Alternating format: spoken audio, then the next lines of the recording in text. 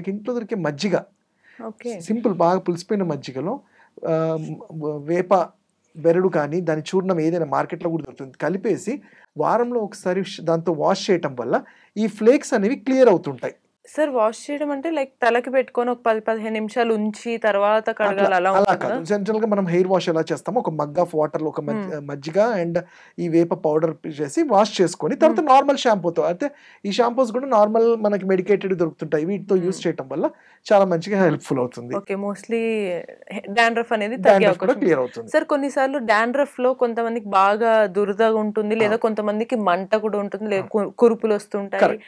ఇలా కూడా అవుతుంది కదా! సో, అవి ఎందుకొస్తాయంటారు? దాన్ని కూడా అంటే తగ్గించడానికి ఏం నేను ఇంతకు ముందు చిట్కాలుంటాయి? చెప్పాను కదమ్మా! ఇప్పుడు ఇది హీట్ జనరేటింగ్ ఓకే. పార్ట్ అయినప్పుడు ఫంగస్ చేరినప్పుడు కొంతమందికి ఫంగస్ ఏంటి అది ఇచ్చింగ్ అనేది కామన్ ఉంటుంది. ఎందుకంటే సెక్రీషన్స్ కూడా ఉంటాయి. దాంతో ఇచ్చింగ్ కూడా ఉంటుంది. ఈ పుండ్లు పడ్డం ఏంటంటే అక్కడ ఇన్ఫెక్షన్ ఫంగస్ ఉన్నప్పుడు